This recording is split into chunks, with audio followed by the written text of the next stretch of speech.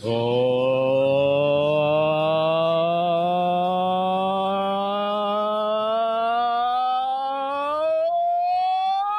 into the Retro Show! The number one rated pregame, intermission, and postgame show this side of the Mississippi, south of the Arctic Circle, north of the equator, and west of Austria. I'm Russ.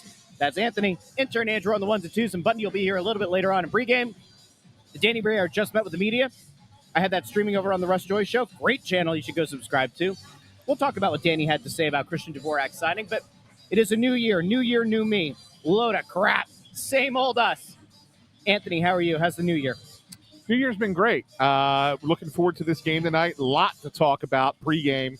Also, we're going to have a guest on that the Flyers reached out about during first intermission.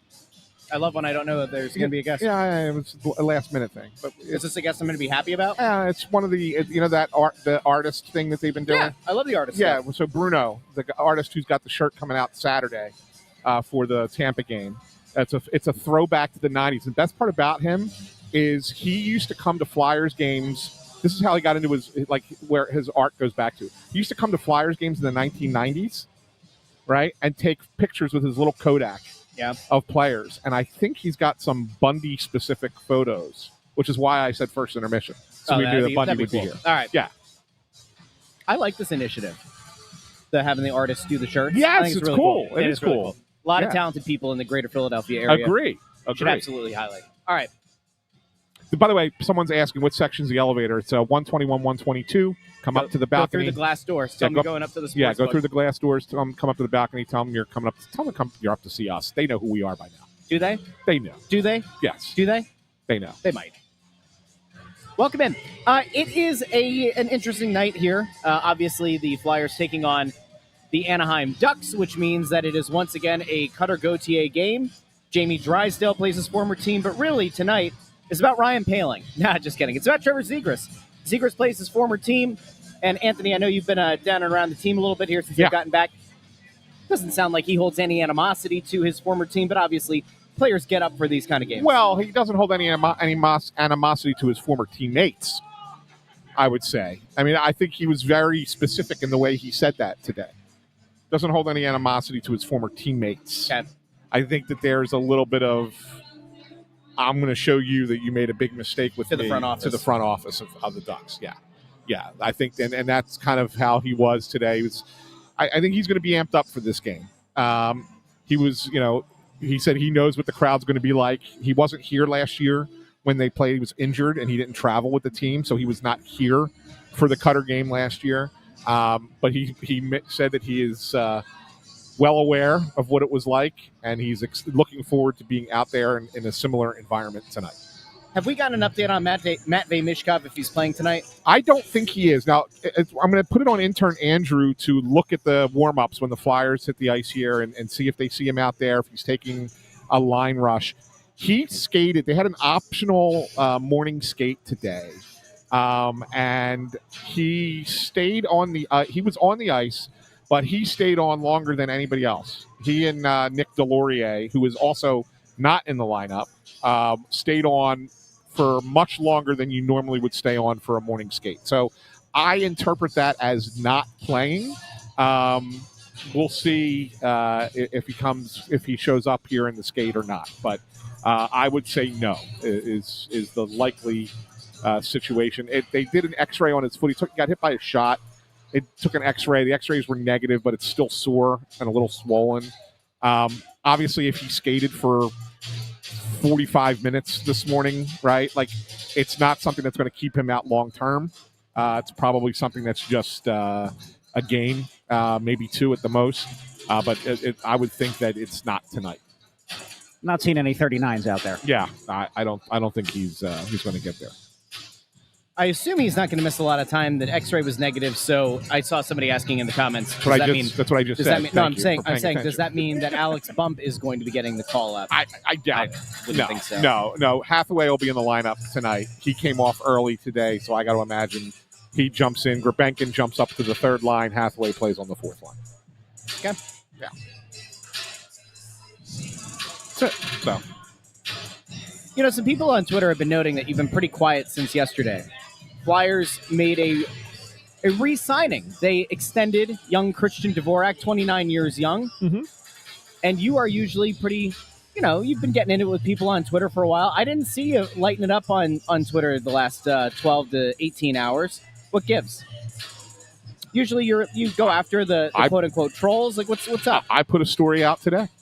I saw your story from yesterday. Well, that was just a quick. Very milquetoast, very Associated Press. Yeah, I was on my way out the door, and I had to get something up quick. And so I just threw something together fast, just so that we had, the fact that he signed. I did the more deeper dive today, and I said what I had to say. People responded. Some You're not people allowed responded. to. No, hold on. You're not doing the So whole. I wrote a story, and now you have to go read it. You don't have to go read anything. I figured we'd talk about it here on the show. For those that missed it, Christian Dvorak, 5-year deal, $5.15 million AAV, $25.75 million deal. It'll keep him under contract until. It's going to be, 5 years from now? So 34, 35? He'll turn 35. He'll turn 35. He'll turn 35 during his final year. The story that I wrote today was this contract neither hurts nor helps the Flyers. I think it's just a contract. I think it's just a guy. It's just a signing. It's not a big deal. Everybody makes a big deal out of it. You were one of the people who made a big deal out of it yesterday. I didn't make a big deal out of it. The Russ Joy show was all over my timeline yesterday. It's just because people love the Russ Joy show. You can find it every Monday, Wednesday, Friday on YouTube, Facebook, X, and wherever you get your podcasts. Yeah, so you made a big deal about it. Hunter Brody went nuts about it. The Cacophony Collective, which is what I call the 50 Flyers Twitter people who are negative about absolutely everything. They were going crazy about it. So yeah, I mean, everybody was going nuts about it. And I look at it and say, did they probably give him a year more than he should have gotten? Yeah. But in exchange for that, you got him at less than he's making this year. It's fine. And if I said to you, what do you, if you look at a $5.15 million contract, right? And you look at it 5 years from now, which everybody's complaining about the fifth year, right? Oh, it's 5 years. What do you think that is equivalent to as far as a percentage of the salary cap from the 24-25 season? Like 3%. No. But like, what would it be the equivalent of financially for a player? So $5.15 million in 5 years from now, 6 years from now, whatever it is. I think it's going to represent like 3% of the cap. It would have been the equivalent of a contract that's $1.6 million, I think, last year. Like, so it's a nothing. It's really not a big deal. I don't think the money is important. I don't think the length of the contract is all that important. Like I said, maybe one extra year. I don't think he moves the needle. I don't think he hurts the team. I think it's just a guy that they like, and they want to keep him in the organization, and it is what it is. Okay, there's nothing big to it. Like, that's what I don't understand the meltdown. And you want to sit there and you can say, oh well, the no trade clause. Well, it's really only 2 years.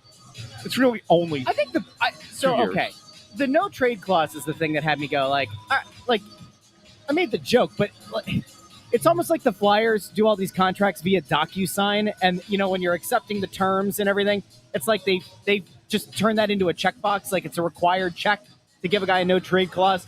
I get it. It seems stupid. I mean, like, we've seen so many no trade clauses get handed out by this team in recent years that it makes me want to throw myself, out a window, first floor window, so I won't really get hurt. But I think the way that you maybe make it make sense in your own mind is, if you're one of the people who wanted them to have Dvorak back for 2 years or 3 years, well, then that no trade clause really doesn't mean anything, because the hope is that he's going to play enough of a role here and obviously play enough with Trevor Zegras and continue to help Trevor Zegras be that point per game player and vice versa, that you want him here at least 2 years. I think it's just the principle of the fact that you go, all right, 5 years seems like a lot. And then you also say to yourself, no trade clause. Why? For what reason?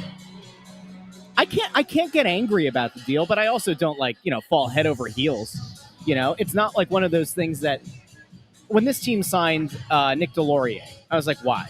When this team brought back and re-signed Nick Seeler, I said, why? This is one of those deals where my frustration is the same thing I said last week on Snow the Goalie Radio, which is I don't think you have enough of a data set of Trevor Zegras and Christian Dvorak apart. And I think that potentially does matter, because even if you say, hey, this guy's not going to fall off a cliff in the next 2 years, which is true, if part of your rationale and part of the justification is, well, in 3 years, you can move off the deal if you want to, I don't like going into a contract saying, well, at least we can move off it in a few years if we Well, don't it's like flexibility. It's having the flexibility to do that. You may not want to. There's a partial no trade at that point, though. Yeah, but when I tell you that partial no trades don't matter, they really don't. Like the only reason that guys put a partial no trade together is so that they can, at the time when it comes up, so in 3 years, they can sit there and say to the Flyers, yeah, we really don't want to go to this bad team, or I really don't want to go play in California because of the taxes. Yeah, but what if that team in California offers you a better asset than anybody else? But if they do, like you shot yourself in the foot. But if they do, then you go back to the player and you work it out. You say, hey, man, I know that you really don't want to go to California, but we can get a better draft pick for you if you do. What do you think? Yeah, and guys, I'm telling you, there are very, very few instances where guys go, nope, ain't doing it. Like most of the time, if you tell a guy that you're trading him, they'll work with you. Right, and you work with them, and you did right by them. You paid him more money up front. Like this contract, I don't know what the exact breakdown of the contract is. I got to find out. But I want to sit there and say he's probably getting. Well, he's certainly getting. I wouldn't say probably, certainly getting a lot more in years 1 and 2 of that contract than he is in years 3, 4, and 5. It's Which just going to average out to 5.1. Danny got done saying it over there outside of the press box, that there are no free agents this year. There are no meaningful free agents. So, like, this idea of splashing cash this year, which they kind of hinted at, isn't really in play.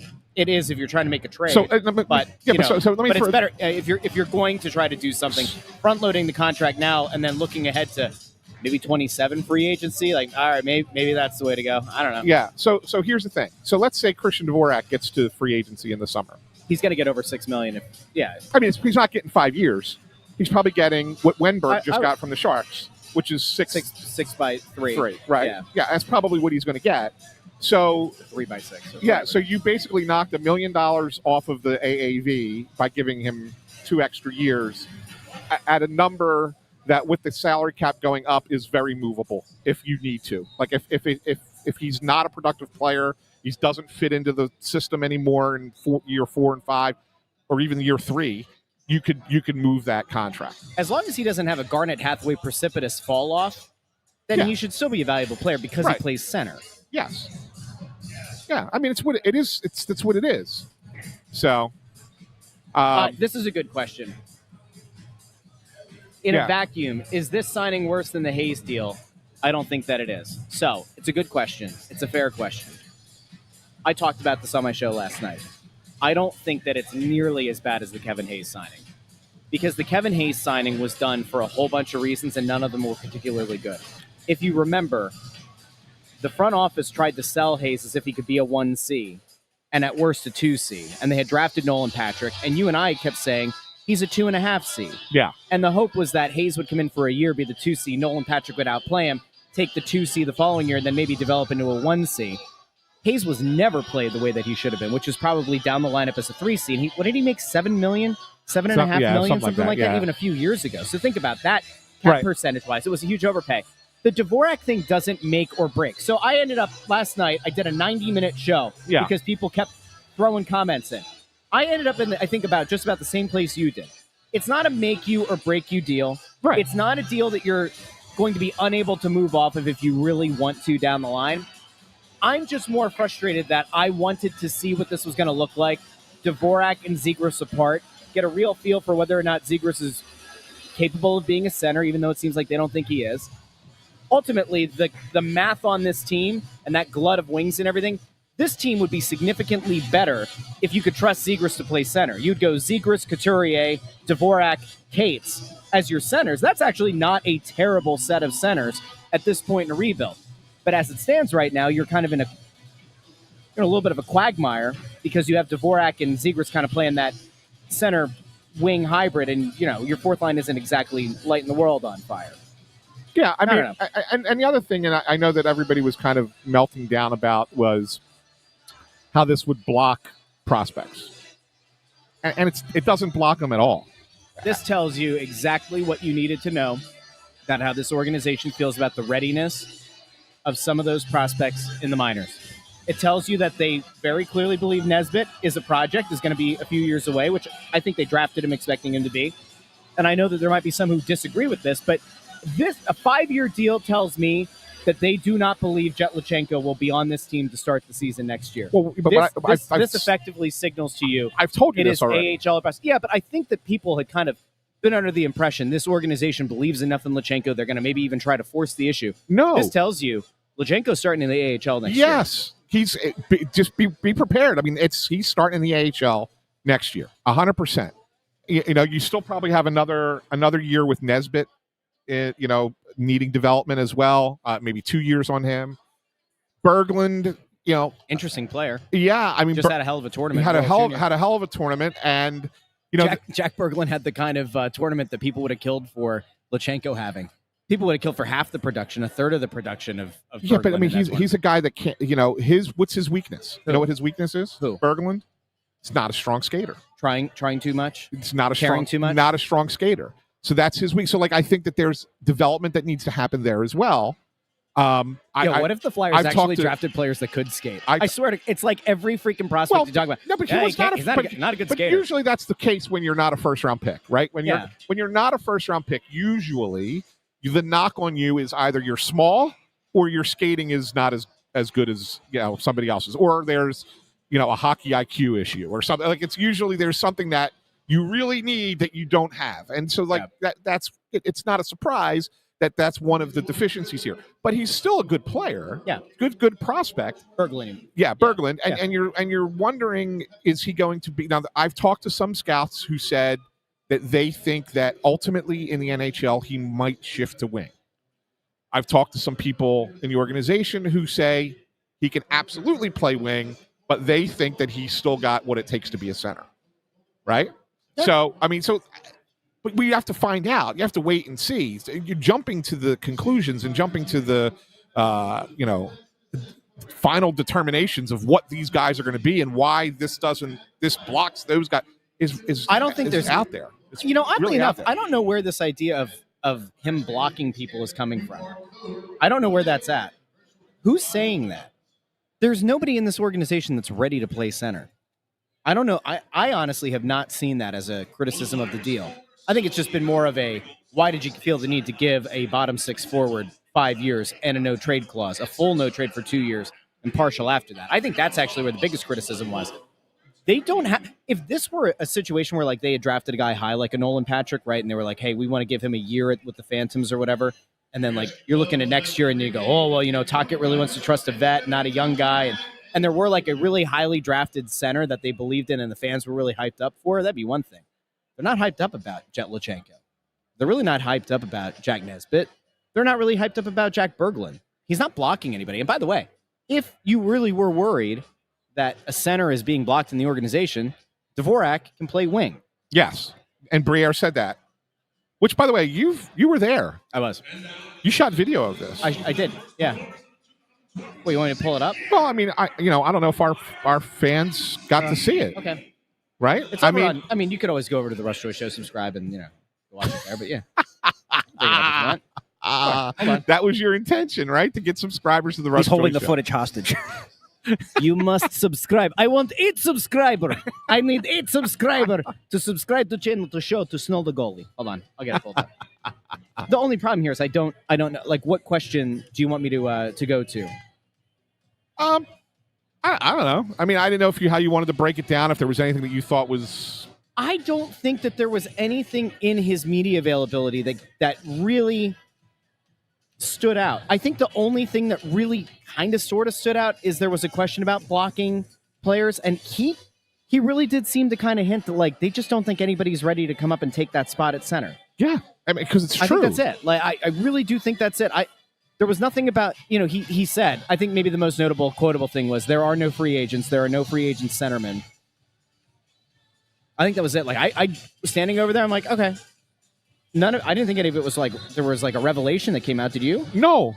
The one thing that I thought was a little bit surprising, and only a little bit, was when Kevin Kurz asked the question about, does this, send a message to the locker room that you guys are competing for a playoff spot? I'm gonna take a guess here at where And I'm he bringing this up. didn't say yes. No, he actively said no. He said that this doesn't make them change their plan at all. He specifically said we're not going to go out and get a rental. Well, no, that was a different question. Oh, okay. That was not Kevin's question. I agree with you on that, right? Like that was interesting too. But Kevin was saying that, in other words, Dvorak was an unrestricted free agent, right? Rather than let this go until, right up until the deadline, and you have the uncertainty of, well, are they going to sign him? Are they going to trade him? And let the locker room live in that world of the unknown. They got it done now, and so it's like, okay, boys, this is a message that we believe in you. You can go out and be, go get that playoff spot. We signed a guy that you like as part of the team, and Danny didn't really say, yeah, that was kind of the mentality there. I'm not totally sure if this is the question or not, but I saw as I was previewing it, he looked back and up. So I assume that is Kevin Kurz. Now, yes. Danny and I are both about the same height, so we look up at a lot of people. But I'm well, sure that's me and then Kurz is to my right? To re-sign him, and if you let him walk, you got to find something else. There's almost no centers available. You have to look at a trade, and it's going to cost you assets to do that. Christian is probably better than any trades we would have been able to make, most likely. So we're excited about the signing. Yeah, that was not that answer, but that was an interesting one. That was an interesting one. That was a different question. What else do you want? No. If you want to do the one, I think it was when Gelston asked him about the. How the heck am I supposed to know when and where this happened? Come on. Well, not just in the moment. There's not, don't bank on any rental. And if we do make a move, I wouldn't say that. I wouldn't say that. It's exciting to see what's going on. We're going to try to help the team if we can, but it's something that's going to make sense. It doesn't change division. It doesn't change what we're trying to do. It's still about the future. If we do make a move, it's going to be something that's going to help us in the future as well, not just in the moment. There's not, don't bank on any rental and to give up assets. We're not at that stage yet. That was the one. Yeah, that was good, and I think that's about right. He's not going to trade assets unless it's a player that's going to be able to come in, not just to help right now, but to be part of the team going forward. That's what he's saying, right? They're not at a spot where they're going to trade away a high draft pick for a guy to come in and, try and make a push this year. That's just not going to happen. There is a somewhat logical question that could have been asked kind of as a follow-up to that. Dvorak would have gotten them a first-round pick. I'm very convinced Dvorak would have gotten them a first-round pick at this trade deadline. Because you look at past precedent, you looked at what happened with Lawton a year ago. No, you're right. And especially knowing that there are no centers available in free agency and the cost of centers is going to go to the moon and back. They would have gotten a first and probably more for Dvorak, especially if he had continued at this pace and continued to look this good. Sure.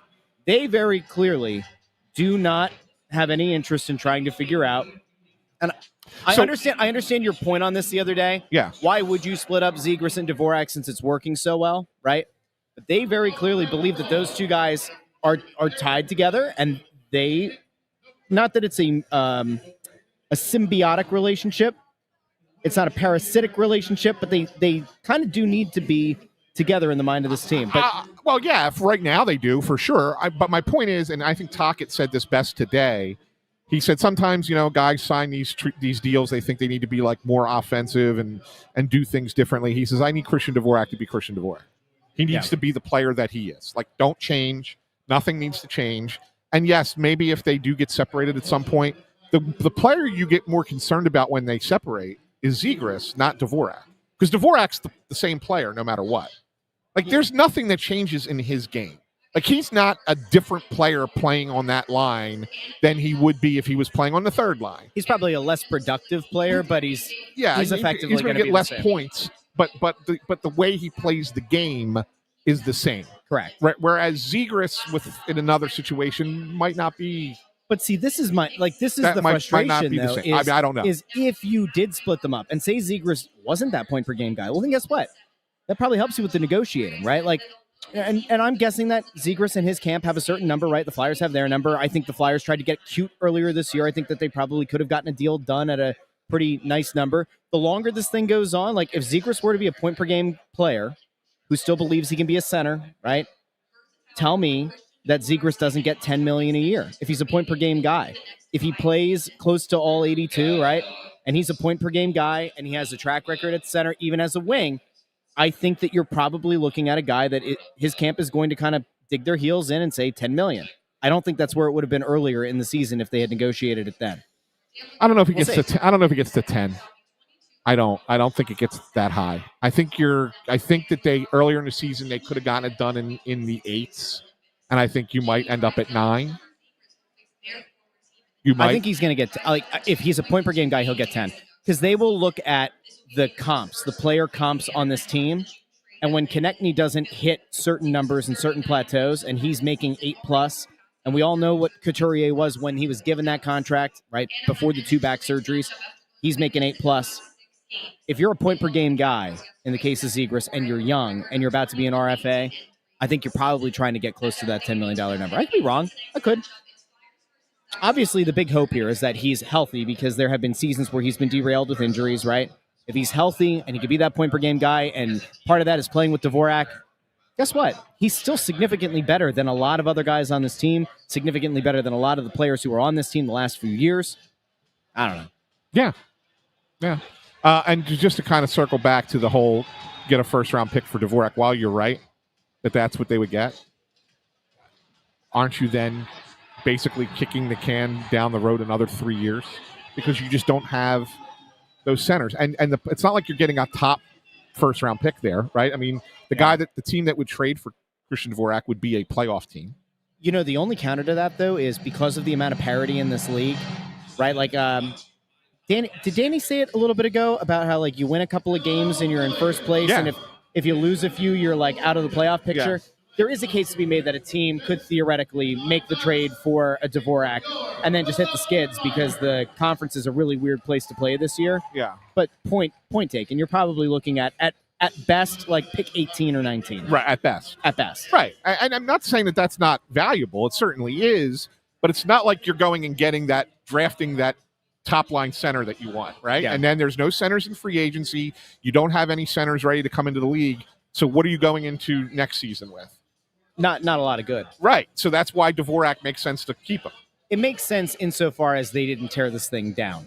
You know, and that I think is where some of the criticism is, right? As you're just looking at it, I don't want to relitigate it. Yeah. Well, I will say, though, that while they're not going to get a first-round pick for Dvorak, they could get a first-round pick for Rasmus Ristolainen if he stays healthy. My God, I will drive him to the airport. I think there's a possibility of that. Just because I'm small doesn't mean my seats can't move back far enough for his long legs, intern. I think there's a possibility of that. I do. Yeah, I do think that. I mean, I don't think that they're shopping him, but I do think they would listen to teams. Of course they would. If teams were willing to talk about that possibility. They don't need him. They don't. So I do think that's real. You know, we could do the whole thing where it's like, you know, we're partnered with the team, so let's, you know, be shills and, you know, let's help out the organization by saying how critical Risto is. This team, this blue line, played fine without him. He's been an okay player for them since getting back in the lineup. He's not critical to the long-term success of this team. Okay. We have 6 minutes. Do we want to get to picks? No, I want to keep talking about Risto and getting a first-round pick. I just said. What kind of team do you think ultimately would make that move? Because he's not the cheapest. No, but he's had some injury issues. He's a right shot defenseman, which not enough of them exist. Every team's always looking for them. And he could play in your middle pair. He doesn't have to be a bottom pair. He could be a middle pair guy. I mean, you could get a first-round pick for Rasmus Ristolainen. It might not be till like pick 27. That's totally fine. But I mean, you can get that. We saw, though, in this past draft, the Flyers used a very late first-round pick and another one kind of in the middle, and they moved up to go after Nesbitt. So, I will always come back to it. It's still worth it to have that late first-round pick, even if the goal isn't to use it. Yes, you can certainly move up in the draft. You're not moving up into the top 5. No. Right. So so people are saying, well, that's you get that pick, you can move up in that. No, you can't. You're can't move up that far. You're not moving up where that this far. Team will probably end up. Right. Yeah. Unless you're willing to ship a Porter Martone or a Matvei Michkov. But then if you're doing that, why? Right. The only reason you would do it is if you were able to get back a legitimate potential 1C. Yeah. And that's it. And no team is going to trade you a 1C. I don't know if you saw this today. But there, Bill Colarulo seems like a nice guy, smart guy over at the Fanatic. He tweeted something out, I think, last night about, the Dvorak contract's a great contract. Look to Zegras, and then just take a big swing for a 1C and a number one defenseman. If only it were that easy. Yeah, it's not that easy. It could be. It's not impossible. I don't want it to make it sound like it's impossible, but it's not that easy. But it's just not. You have a potentially easy path to a number one defenseman if you really think you can make that case to Hughes in 27. Center is a totally different thing altogether. Oh, here's Bundy. This absolute stud muffin. This absolute beaut. He is back in the year of our Lord 2026. We haven't seen him since 2025. He returns to our minds, our hearts, your mobile devices, maybe your TV. Bundy, how are you? Doing good, guys. How are you doing? Doing great. Happy New Year, pal. Happy New Year to you guys. Yeah, it's good to see you. Do you want to give us your keys so we can get to the picks, and then we'll have good conversation during first intermission? Yeah. By the way, as you're pulling it up, I got to tell you, we have, the Flyers have those artists who are making the T-shirts this year. Yeah. So the guy who's doing the one that's coming out on Saturday is coming on the show during first intermission. He grew up here in Philadelphia and used to take photographs of the 1990s Flyers, and I understand he's got some fun photographs from your era that he's going to be bringing on the show. Great. That'd be awesome. That'll be awesome. Yeah. Keys to the game tonight. Number one, play with that emotion. Last year's game against Anaheim was the epitome of emotional. It should help the Flyers tonight once again with Gauthier and Anaheim in town. The emotion of the crowd should also help the Flyers shake off returning to the Xfinity Mobile Arena after a 5-game road trip. So I think the crowd could really pull the Flyers through the beginning of this game here tonight. They need to. Yeah, because this is a little bit of a sneaky game here. We'll get to the picks after. Keep the pedal down. Anaheim fell 7-4 to the Washington Capitals. They were losers of 6 in a row. The Flyers must keep the pedal to the metal and look for a good start as Anaheim fell down 5-1 last night before rallying a small comeback. Another fast start will go a long way for this team, just like they did against Edmonton the other day. And the last one tonight, penalty kill. Anaheim has been in a deep funk on the power play. They are last in the NHL since December 1st with a 10.4% in 17 games. For the season, the Ducks power play ranks 25th in the NHL at 16.5%. Keeping the Ducks power play in struggle mode will be a big factor in getting the win tonight. Yep. Cutter Gauthier puts the Ducks up late in this one. It feels like one of those nasty, stomach-churning kind of games. Flyers get a late goal. Dan Vladar stands on his head. They win this game 3-2. Flyers. You got a low-scoring game. I think this is a high-scoring game, as a matter of fact. The Ducks' defense has been terrible. Their goaltending has not been good. Dostal will get the start tonight. He's not been good lately. Mrazek got pulled yesterday, so Dostal had to get into the game there. I think this is a high-scoring affair. I do worry a little bit about the start, Bundy. I know the Ducks played last night. Usually a team on a back-to-back comes out faster than the team that's coming back off the road trip, right? So I worry about the start of the game. But other than that, I think that the Flyers are the better team here tonight, and I got them winning 5-3.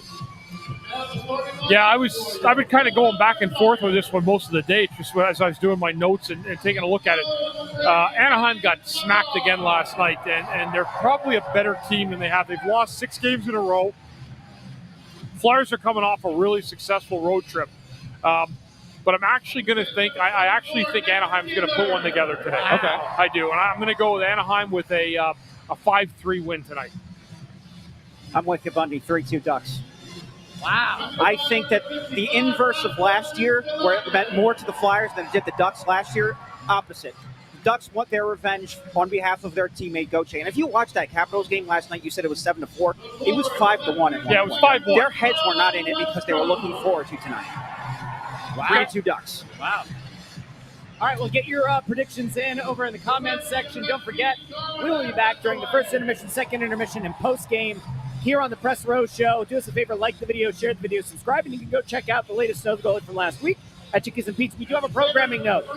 We will not be doing a Snow the Goalie on Wednesday at Chickies and Pete's in Glassboro. We had to reschedule the show. We'll have more on that during the intermission. So we will be back to you in the first intermission here on the Press Row Show.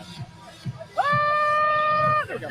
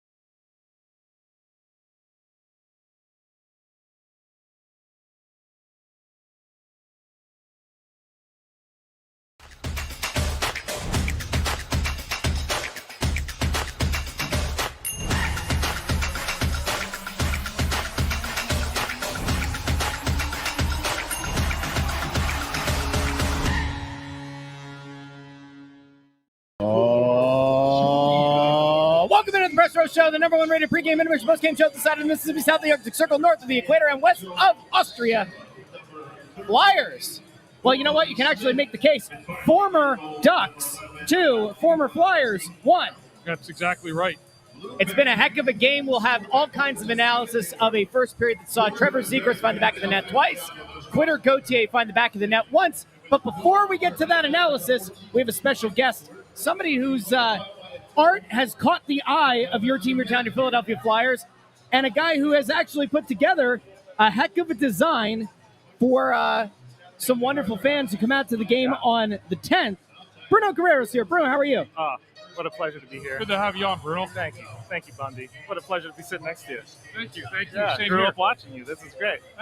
So you're part of the Artist Collective series that the Flyers are doing this year. I think it's a really cool initiative. I can't think of a time that this organization sent it. I don't know. You're in the obviously in the art community. Has there been anything like this that you can remember in recent memory? As far as Flyers, I'm not sure. I have done some work for them before, but it was more of like the Yingling co-sponsored shirt kind of thing. So I've done stuff like that. I've done a print that was circulated, I think, within the organization and influencers during the bubble season. But nothing like this where, getting this in the hands of fans is really cool. Yeah, can you hold that shirt up? Absolutely. Show people who come out on the 10th what they'll get. It's a really great design. Yeah, there they are.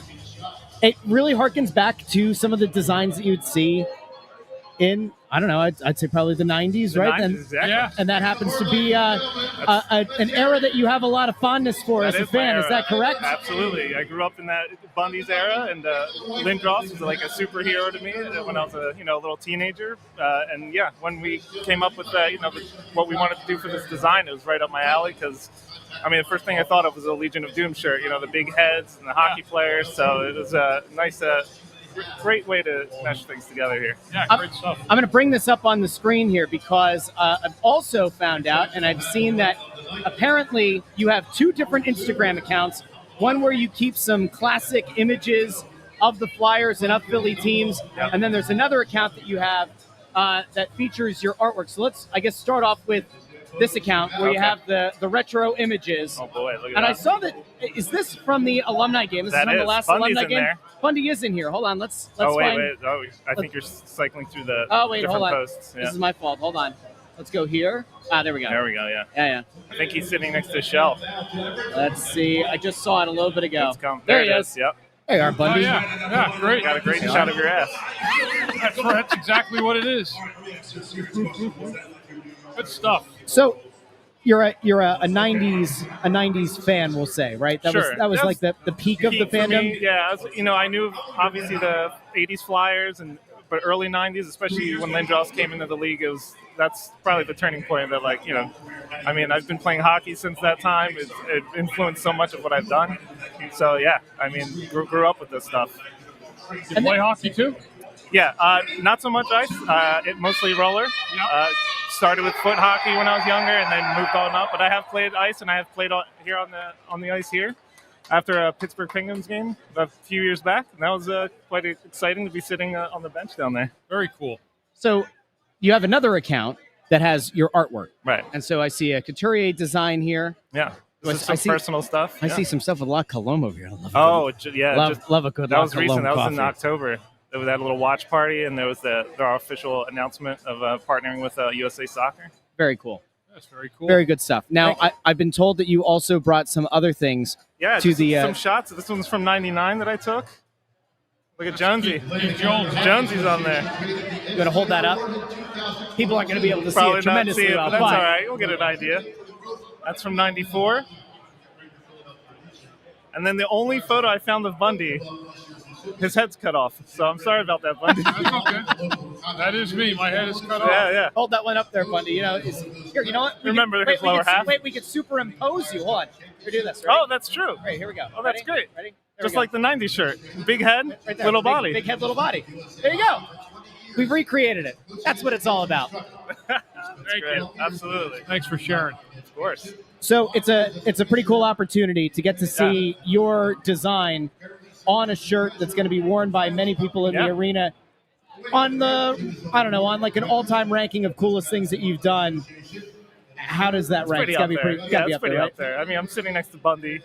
you. And, I mean, it doesn't get better. I mean, I grew up watching these guys at the Spectrum and then here, and now to be here with you guys and promoting a shirt that I designed for the team. Yeah, good stuff. Yeah. It's really cool. Very, very cool. Thank you. Do you have a favorite player from the 90s? I mean, I was a big Leclerc, Lindros guy, obviously. As a teenager, I mean, those guys were literally superheroes. You know what I mean? Like growing up with comic books, and like I didn't know the inner dramas of, which was great. As a kid, it's very innocent. Yeah. You see these guys, superheroes. So I mean, Lindros, big time. I was a big Madonna fan. Guys like that. But yeah, Lindros, Leclerc. I mean, Legion of Doom. And who's Awesome. who catches your ay now? Out here? Oh, wow. I mean, I've been a Connect Me fan for a little bit. Coots is great, but Zegras, I mean, especially tonight, what a good way to answer Quitter's goal. Yeah. That was fantastic. And he's just so flashy, so loved. Oh, dude, I love watching him play. Well, Bruno, it was awesome to have you here. Thank you so much. Congratulations on the honor. Thank you. Maybe we'll have to have a chat about, working together here with Hey, absolutely. I think I was talking to Anthony about that. Yeah, Let's have a chat. See, I love it. Ladies and gentlemen, Thanks, Bruno Bruno. Guerrero. Thank you, guys. Don't forget to come out to the game on the 10th where you can get his design. So, there we go. Give it one more look. It's a great design. Looking forward to that. I think we'll figure some stuff out here. I know, person. I like it. Very cool. Very good. Very good stuff.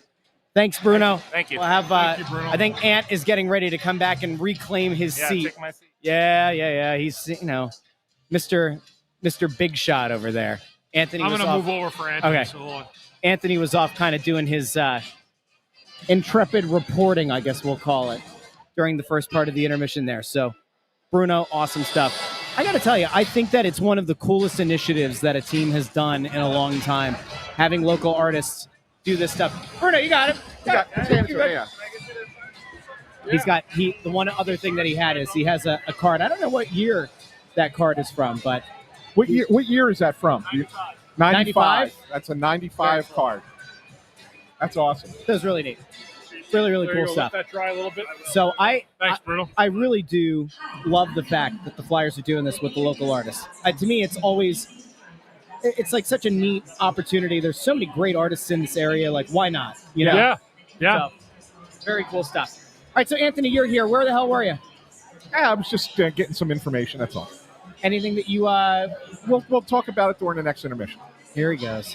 No, I mean, I don't want to just throw it out there right Flyers made a trade. now. No. No trades. Nothing's in the works. Jack Berglund's getting the call up. No. Matvei Mishkov got traded for Quinn Hughes. Yeah. No. None of that happened. Did you guys talk at all about the first period? No, we were just talking. We talked to Bruno. We had a lovely chat, but I guess we probably should talk about the first period. Probably the longest first period of the year. Good God. Like, It was. I looked at you. It was 7:47, and there were 3 minutes and 21 seconds remaining in the period. I watch other games. That's you. This is me. I watch other games, and they end in 2 hours and 30 minutes, 35 minutes.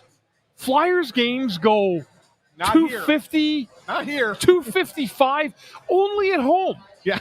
Only in here in Philadelphia. I I don't know. know what it is. I don't get it, but it's absolutely mind-boggling how games here in this town, in this building, take longer than any other game in the league. Every night. It's bananas. I don't get it. Yeah. But that said, pretty good first period. Good first period, yeah. I mean, Anaheim got Gauthier got the lead started for Anaheim with a 1-0 lead. A demonstrative celebration after that, too. To the fans. And then Trevor Zegras put a clinic on. He scored 2 goals identical off of the same pass, right up the middle to the outside to his right, and he one-time both passes past Dostal. Really great goals, and then 2-1. Yeah, and both of them were set up really nice. Yeah, perfect one-time passes. Yeah, I mean, the first one was Dvorak that set him up, and the second one was York. But on the second one, and both of them, Konechny on the first goal and Couturier on the second goal, both made really nice little drop passes to the guys who got the primary assists on Zegras' goals. It was just really nice plays all the way around. Yeah, it was a really good first period by the Flyers. I mean, the goal they gave up was a power play goal. It was kind of a broken play.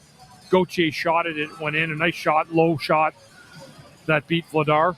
But, yeah, I mean, the 2 Zegras goals, you'll have a hard time telling which one apart. They were almost identical. Yeah. Bundy, I was saying pregame, the Flyers are kind of playing they're a little bit playing with fire in the negotiating end of things. it feels like the longer the season goes on and the longer Zegras is a point-per-game guy, the higher that price could end up going. Yeah. We talked about it early in the year, like maybe he could have gotten in around 8, 8.5, closer to 9. If he keeps this up, especially you start lighting the lamp like that, $10 million isn't exactly an insane number to expect coming up potentially in negotiations. So, listen, you want to pay for good players. You want your players to hit their peak, obviously, maybe not in a contract year. But Zegras has been everything and more, I think, than what this team probably had hoped, right, Ant? I mean, yeah, you know, Russ, we went on the show. When did we have Frank on? Was that early November? Something like that, yeah. We said it. I said it then. You said it then. We would have signed Trevor Zegras then because I think that the number was going to be around $8 million a year, right? I'm thinking he's getting closer to 9. I don't think he gets to 10. He might have seasons that are, whatever that next contract is, seasons with like maybe signing bonuses or certain seasons that are above $9 million, right? But he's going to have, I think that they're going to have that AAV somewhere in that $9 million range. Yeah. But the longer this goes, Russ is right, the longer this goes, if he keeps playing the way he's playing, that number could go higher. But right now, I'd say if they signed him today, I would say you're looking at, 872. Oh, 8 years. 872 total. Yeah, 72 million. That's 9 a year. Yeah, but like I'm saying, with some of those years might be higher. I guess we'll see. Yeah. Yeah. I want to make sure we get out to intern Andrew because it is the first intermission, which means that it is time for intern Andrew's stat of the night. Brought to you by Snow the Goalie. Intern Andrew, how are you? Good. How are you guys doing? Great. Welcome Andrew. To the program. Good to hear. So it feels like forever ago, but the Flyers' last game was last Saturday in Edmonton. They got the 5-2 victory over the Oilers, which brings their point total on the season to 49 points. Yes. That is tied for the most amount of points that the Flyers have gotten in their first 40 games of the season since the 11-12 season when they had 52. Wow. The last time that they got 49 in their first 40 was the last time that they made the playoffs in the 1920 season. Okay. Wow. So, and then for Anaheim, interesting stat here. Beckett Seneca, 14 goals on the year. That leads all rookies in the NHL. Obviously, we got a long way to go for the end of the season, and right now Matthew Schaefer seems like a pretty clear favorite for the Calder. But if Seneca kicks it into a high gear and ends up winning the Calder, he'll be the first Duck to ever win it. There's only ever been 3 other Ducks that were ever even a finalist for the Calder.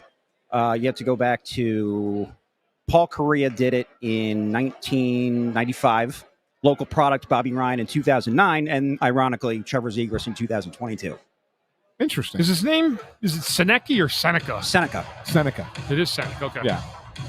Yeah, it's Seneca. Good stuff. Nice job, intern. Thank That's you. good. Bobby Ryan. What I remember about Bobby Ryan, Bundy, is that we were at the draft, and that was the draft right after the lockout. So it was in a hotel in Ottawa. And I remember Bob Clark was trying so hard to trade up to number 2 to draft Bobby Ryan. Right. And he couldn't get it done. The Ducks could score goals. Yeah. For a little while there, yeah. Yeah. But he had a kind of an uneven career. Yeah, he did. But Clark, he knew the family, everything. It was kind of interesting stuff there. But yeah, he tried so hard. I remember him coming up to me in the hotel saying, "I can't get there. I can't. I'm trying." Like he was trying to move up. Like he would have moved up twice, right, to get up to 2, and he couldn't get it done. Interesting. Yeah. I've got some interesting news, some breaking news, guys. Yeah, what's that?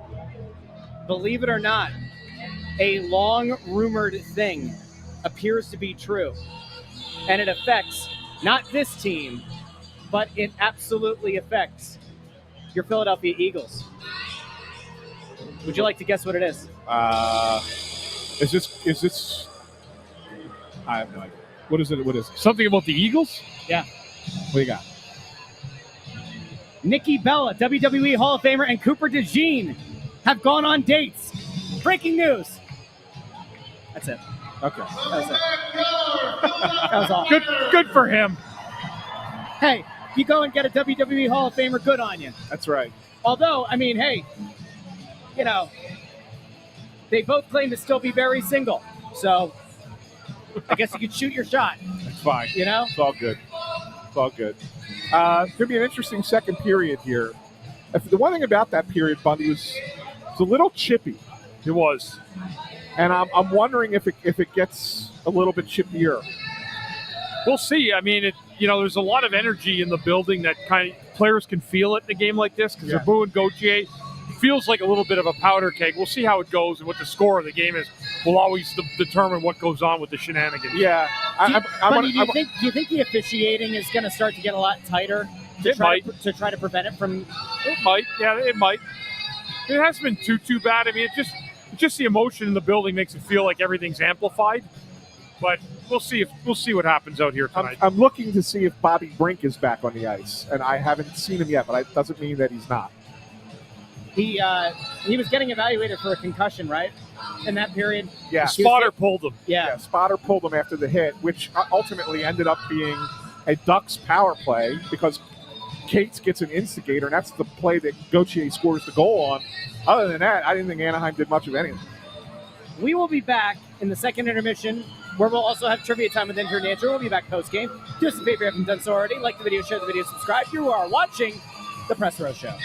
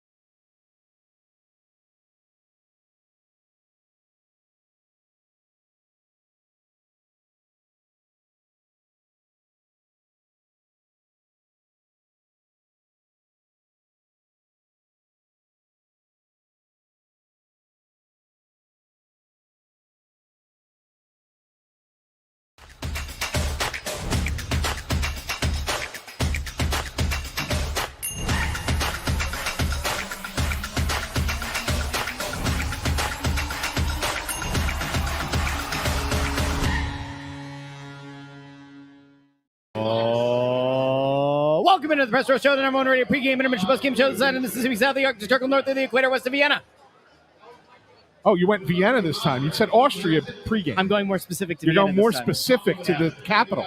Yeah. Okay. And maybe I'll be coming to you from the capital next week for a game. Could be. Or for Snow the Goalie Radio. Yes. Could be, it could happen. Which, it's like by the way, little kid Pichet said in Angels in the Outfield. It could happen. Yeah, we should announce, by the way. I did it during the pregame, but go ahead. It was quick.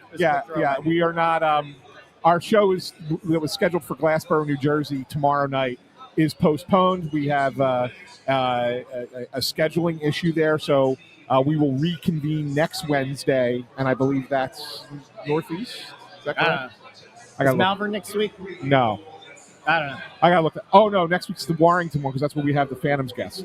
Right. Okay. Yes. Yes. So no Snow the Goalie Radio tomorrow in Glassboro. Anyway, will we do a Snow the Goalie from our homes at some point this week? I don't know. We'll find out. We do have 3 press road shows this week, so I think that kind of makes up for some of it. Yes. Yeah. All right. So it's an interesting game so far. A very chippy game. Jamie Drysdale, really scary moment. Stretcher comes out for him. He manages to get to his feet. Place goes absolutely bonkers for him. Flyers have a 4-1 lead. Guys, I got to tell you, I'm just an idiot. But this Anaheim team wouldn't know defense if they, I don't know. I have no good comparison. They just suck defensively. They're one of the worst teams I've seen defensively that the Flyers have played all year. I actually thought they were better than this. I took them to win tonight. I thought they'd come off a bad loss last night, having scored some goals towards the end of the game to tighten it up. But they are so brutal defensively. And now you see as a fan what Rick Tockett's trying to do. Because Anaheim doesn't really have any more skill than the Flyers do in terms of their players. I mean, they have some nice guys like Carlson and Gauthier that were high first-round draft picks. Seneca as well. Yeah. But if you don't play the game the right way, it doesn't matter how much talent you have because they can't do anything with the talent. They have hardly had the puck. They don't want the puck in the D zone. The Flyers have had multiple chances, multiple shots. They've got 3 periods worth of shots already in 2 periods of Flyers. I think they had 28 shots. 31 now. They got another in the last minute and a half. That is just pathetic for Anaheim, and the Flyers are doing a great job exposing their weakness tonight. Yeah, it's been utter domination by the Flyers. Yeah. They just look like they want every play so much more than the Ducks do. And Ducks are in the middle of a road trip, I think it's a 4-game trip that they're on. They've lost 6 in a row. Yeah, they'll be if they don't come back and win this tonight, they'll be 2-9-2 in their last 11. 13. Last 13 games. And it's just. You're right, Russ. It's not a good defensive team, and the Flyers taking advantage of it. Good on the Flyers. You know who's had a good game? Not that I want to nitpick here because everybody's played well for the Flyers pretty much. Yeah, but I think that Couturier's had a little bit of bite to his game tonight. Yeah, he's been good tonight. Yeah, he's gone moving his feet. Yeah, he's gotten up the ice a few times. He's gone after Gauthier a few times. He's got a little back of the legs. Got a little physical with Gauthier. They've had a lot of battles when they're out there on the ice at the same time. Coots has played a really nice game tonight. And, he's a guy that I know a lot of people, criticize a lot. I think his last couple of games he's played pretty well. So good on him. Yeah, he had a good game against Edmonton, too. Yeah. Well, I think now's a good time to go out to intern Andrew. Before you do, because someone's asking, I put it out on Twitter, so it's not that it's an announcement, but I got the details of the Dvorak contract as far as the breakdown of it. I put it out on Twitter, so if you want to actually go read it on Twitter. But real quick, the first 3 years have a signing bonus, and then it's a $6 million in the first year, 5.5 in year 2, $5 million in year 3, 4.75 in year 4, and 4.5 million in year 5. And then the no trade protection specifics: full no trade in years 1 and 2, a 20-team no trade in year 3, a 5-team no trade in year 4. So it's basically a non-existent no trade there, and then none in year 5. So that's the breakdown of the Dvorak contract. How do those numbers impact the cap? Well, the cap's $5.15 million every year. It's the way the cap works is based on an average annual value, right? So the average annual value of those 5 years is 5.15. So regardless of what he's getting paid, it's 5.15 million. So he's getting $6 million in year one next year, but it only counts for 5.15 million against the cap.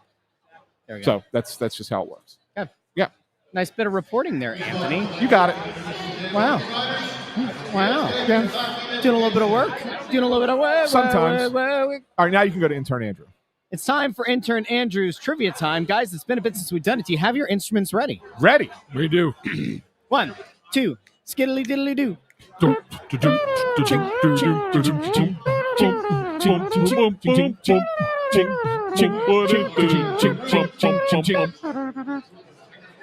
I still think we're doing the Muppet Show. You might be subconsciously. The Muppet Show music. Anyway. So it was almost a year ago today, I think, that the Ducks were here last year, right? I think that was around the January, same wasn't it? time. Yeah. So if you remember, I outsourced my trivia to my best friend Ryan, big Ducks fan, and this was the Lucas Spiza question that Ant got basically immediately. And yes. That's been Ryan's fuel this past year, so he's going to try again to get one by you. A Flyers Ducks trivia question. He's outsourcing. Well, he's a good friend of mine, so I want to give him his 15 minutes of fame here. Yeah, everybody gets There's only chance. 10 minutes and 43 seconds how many remaining Ducks in the fans do you? There's not a lot of Ducks fans around here. Yes. They fly together. Quack, quack, quack. Go ahead. All right. Last year, we highlighted some of the biggest names who have played for both the Ducks and the Flyers, including Peter Mrazek, who just got lit up in D.C. last night. Yep. Has a sub-900 save percentage with both clubs. Sticking with the goaltending theme, February 2nd, 2008, this was the Ducks' first game playing in Philadelphia since dropping the word mighty from their name. This was just the Anaheim Ducks. They're defending champs at this point, by the way. Okay. Flyers would beat the Ducks 3-0 in that game. Who were the two goalies, and which Flyer had a hat trick? What year was this? February of 2008. So Marty Biron would be the Flyers goalie, right? Yes. And then the other goalie that won the Stanley Cup for them, the French goalie? Yeah. Jean-Sébastien Giguère? No. No, okay. Wow. Okay. No, that's a tough one. That's where I was. That's a really tough one. That's where I was Briz going. wasn't playing there then, was he? He was, but it's not him either. Who? It wasn't Briz.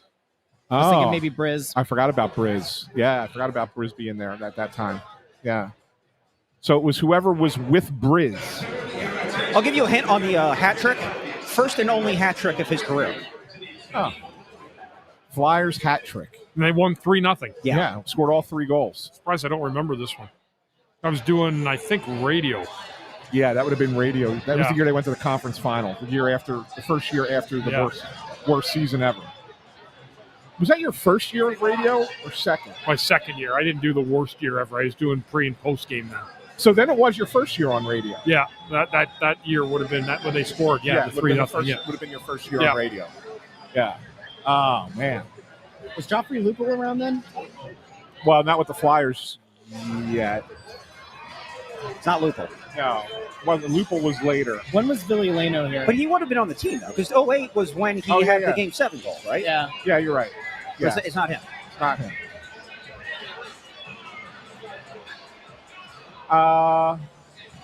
Maybe this will help you. I read this, which blew my mind. He's the only player in NHL history that has been teammates with both Wayne Gretzky and Alexander Ovechkin. What? And played for the Flyers. Mike Knuble? Knuble is correct. Wow. What? He only ever had one hat trick? I just remembered Washington, but I can't remember where he would have played with Gretzky. With the Rangers? Rangers very early in his career, he was on the Rangers.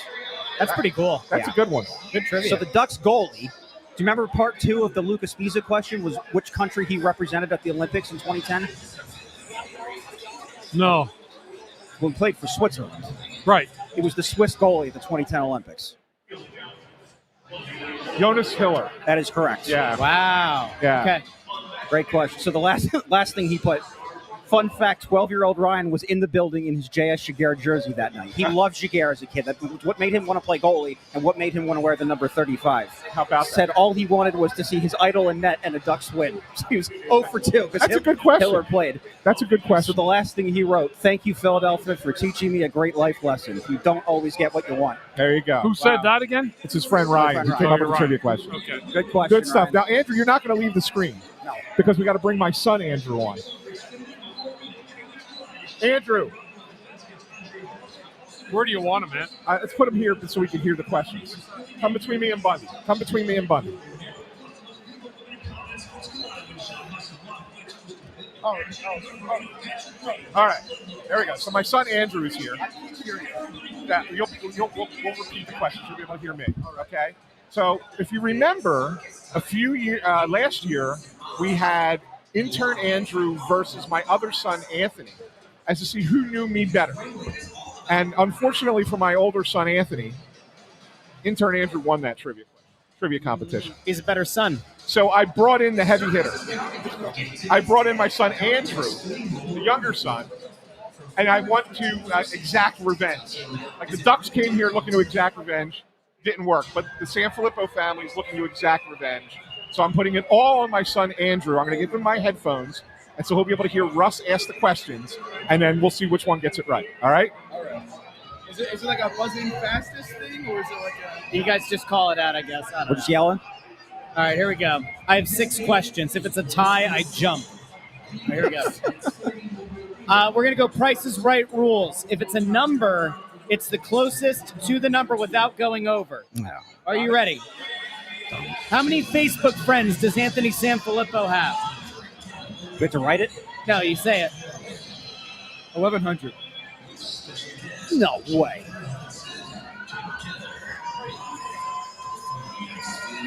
Uh, 610. Correct answer, 2,728. That's Andrew. With unbelievable. There's no way. Too many people. He talks to too many people. How many tweets has Anthony SanFilippo sent today? We're not going to. We're not going to include the press row show. So from midnight. Yes. Last night to okay. How many tweets has he sent today? 12. I'll go 15. You both went over. Nobody gets the point. He's only sent 5 tweets. That's today. amazing. It is amazing. That's so dumb. That was closer. All right, next one. How many Twitter followers does Anthony SanFilippo have? 4,000. You say 4,000? No, it's got to be more than that. But if it's Price is Right if rules, it's just then closest without also okay, 4,001. Good job. Price is Right. 25,400. Yeah, That's it a had to point be. for I entry. knew it had to be way more. I refuse to go on that app. All right, here you go. I'll give you an easy one. Which pitcher does he shamelessly back? Aaron Nola. That is a point. You didn't even finish the question. That's a point. He got it. That's 2-1. Hold on. Audit. We're auditing. All right. We're not auditing. No, it. we're auditing Russ. How Russ many? is biased. How Russ many is biased. total tweets has Anthony SanFilippo ever sent? That's a good question. Is this like a base tweet? Or are we counting replies? Total tweets according to Twitter. Am I allowed to ask how long he's had the account? No, I have no idea. Too long. No, you don't. No. It's 2,000. Shut up. Okay. He has been on Twitter since 2009. 110,000. 110,000. That's probably a good guess.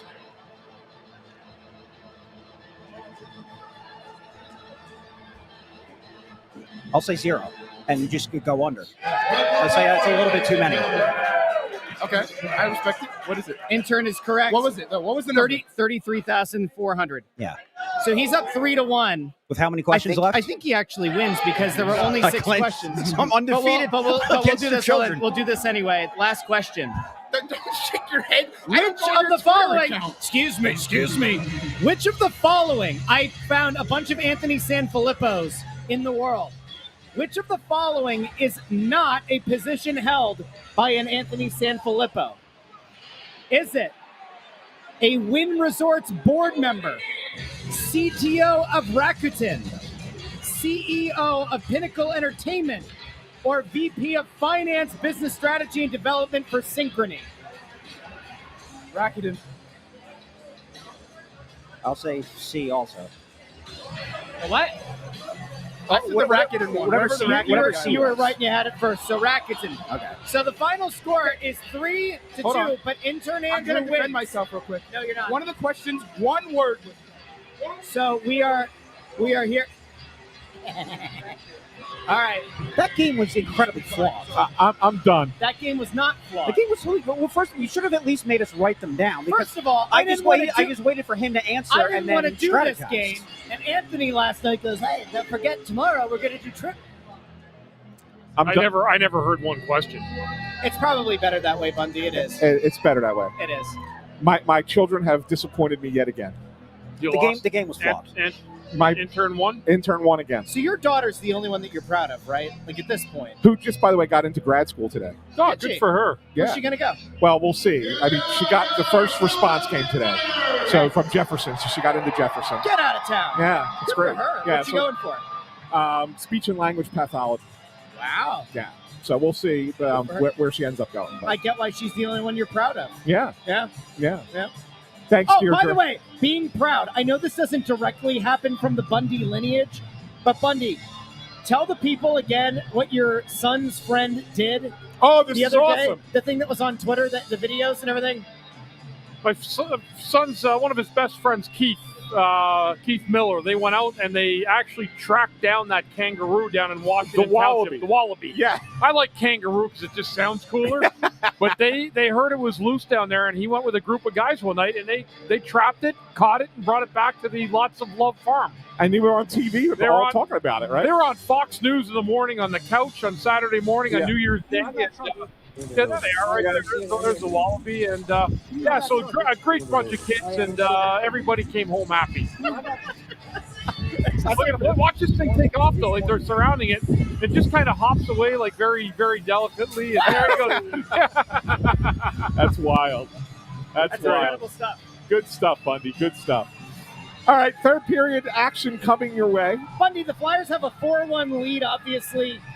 You know, no lead is exactly safe in hockey.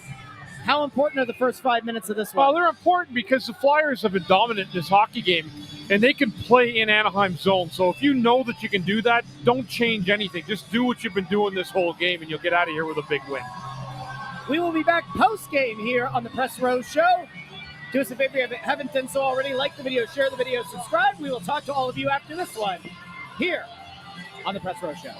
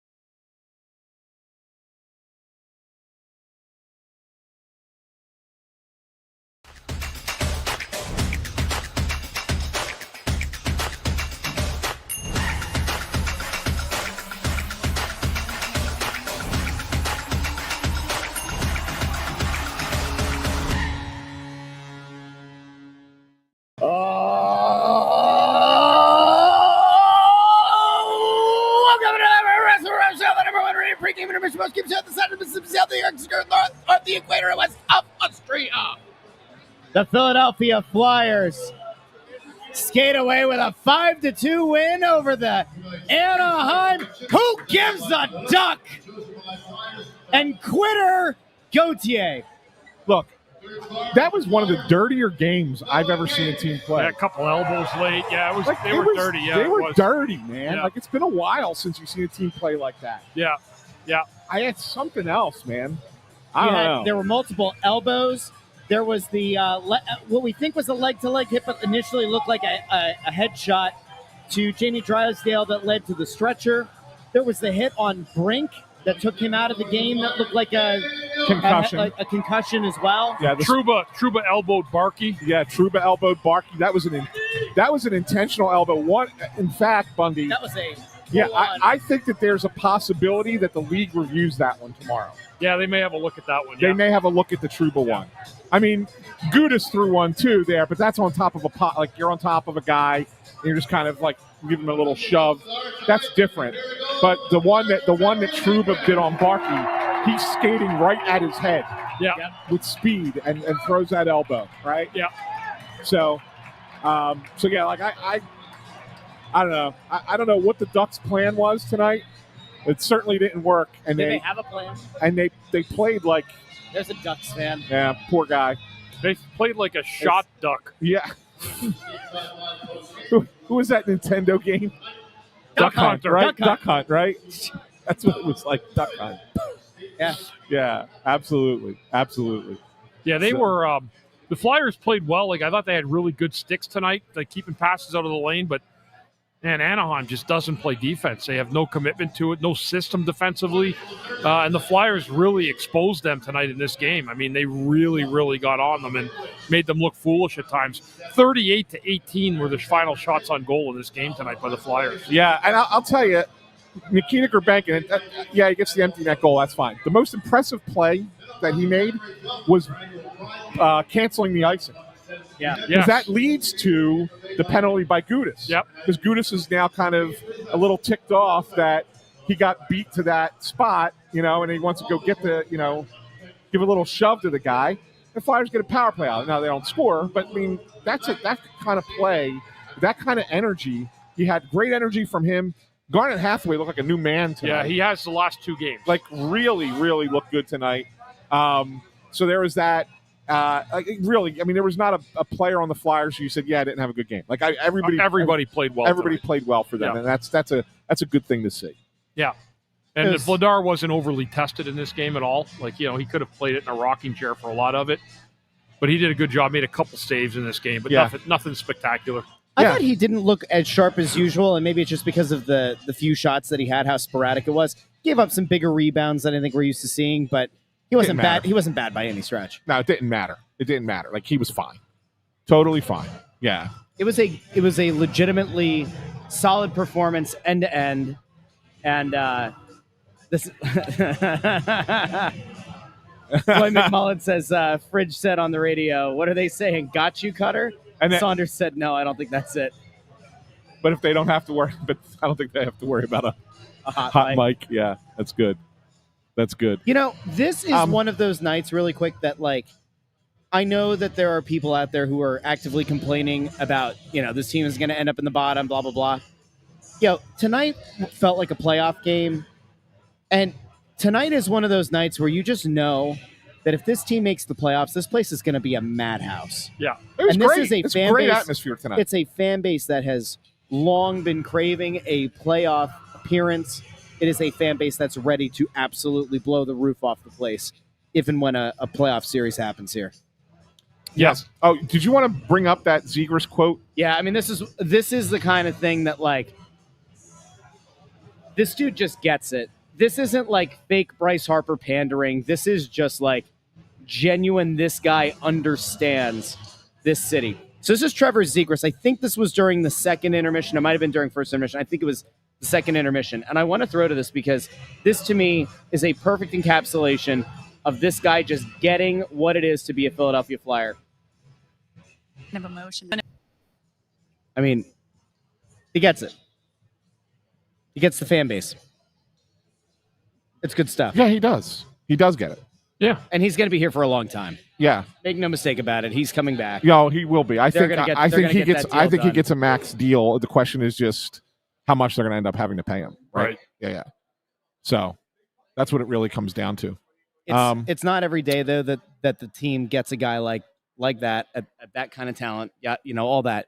Yeah. And I don't know. So one thing I want to bring, you mentioned Vladar.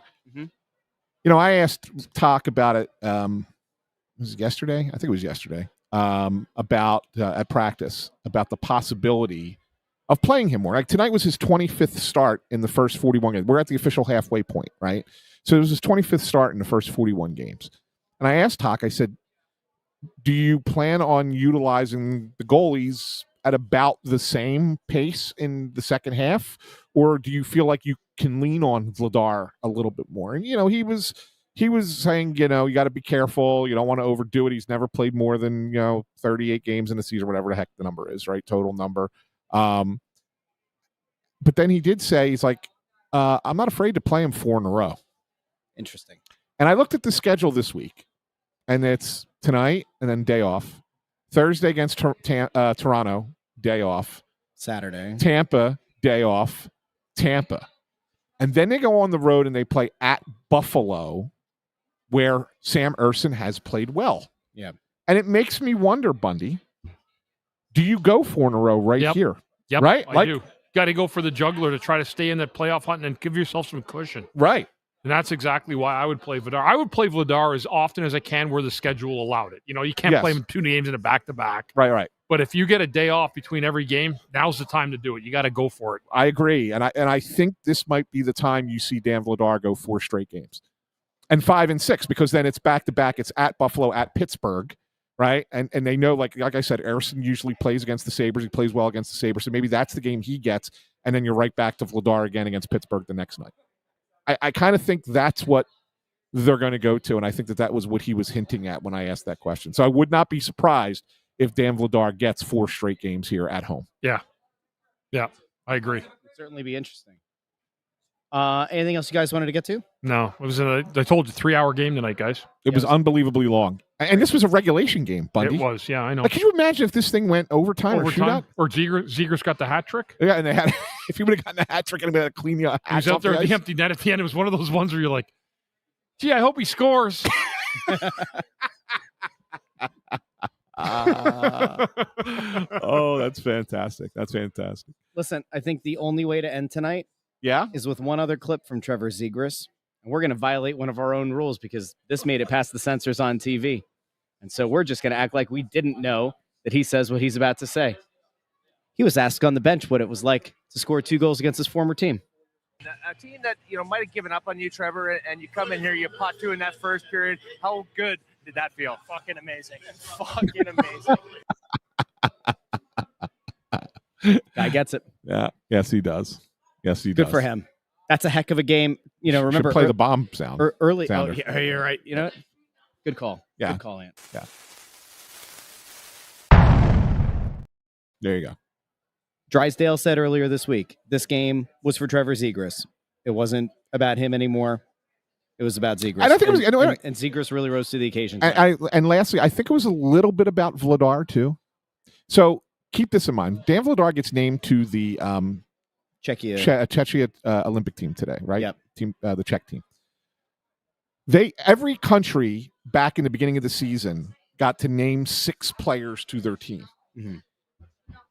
The Czechs named Lukas Dostal, the Ducks goalie, as one of their first 6. Okay. Right? I think Vladar has a little bit extra something. Yeah. Like he thinks he should be the number 1 guy for them in the Olympics, right? Yeah. Maybe the team played a little bit for him too tonight. Yeah. Kind of make the other guy look bad, and Vladar. Maybe the Czechs go with Vladar as the number 1 guy in the Olympics. Flyers played so much better than Anaheim tonight. Oh, they did. Couldn't put it on the goalie, really. I mean, they did. I don't think could have stopped either of those Zegras goals. Were great shots, but no, it's good. I agree. It's a good sentiment, Ant. Yeah, and that would fire him up for sure. I'm sure it was something. It was a secondary thing in that locker room. Obviously, it was the Zegras game, right? But it was. I bet you secondarily that was a thing that was talked about. It's a good point. Good call. Thanks. a reminder, tomorrow, Wednesday, no Snow the Goalie radio. There's a conflict, so we will not be at Chickies and Pete's in Glassboro, postponing that show until a little bit later on in the season. So we will be back on Thursday. We'll be back on Saturday. So 2 more Press Row shows. If we're going to do regular Snow the Goalie, we'll let you know. It'll be all over social media. But for now, we're planning on doing Thursday Press Row show, Saturday Press Row show. So big thank you to everybody who joined us live on YouTube, Facebook, and X. Big thank you to all of you who listen after the fact in the podcast feed on Apple Podcasts, Spotify, Pandora, Amazon Music, wherever you get your podcasts. Couple notes tonight, too. Oh, yeah. Colorado lost again. Really? Tampa beat them in regulation 4-2. And the Devils lost to the Islanders 9-0. Wow. What's wrong with that team? Yeah, they're a phony. Like, they were the team last year that made the playoffs, and I watched them. I said they don't belong. Yeah. They just didn't belong in that series. They didn't belong in the playoffs. I know they made it. Give them credit. They had a good start to the year that carried them through, but they didn't have a good – they're not a good team. Wow. They're not. Scrolling through Frank the Tank's Twitter tonight was very entertaining. Barstool Frank the Tank? Yeah. He was freaking out. Says Andre Palat plays defense like he's social distancing. That's a great line. That's good. That's a good line. You want to give a shout out to your son? Which one? They're both standing there waiting for me. The one has a birthday, right? Was that today? No, his birthday was last week. Oh, I thought it was today. I thought that was the whole point of why we did Andrew versus Andrew trivia. No, Andrew. So my son Andrew's birthday was the 29th of December. And my Anthony turns 30 in a month. I thought that was Anthony the whole point Jr. turns 30 in a trivia month. was it was your birthday. No. Okay. Yeah. All right. I'm going to wish my 2 of my sons have the same birthday. They both have a birthday tomorrow. So happy birthday to Arlo, who might be watching. Dino, who turns 3. He is very much asleep.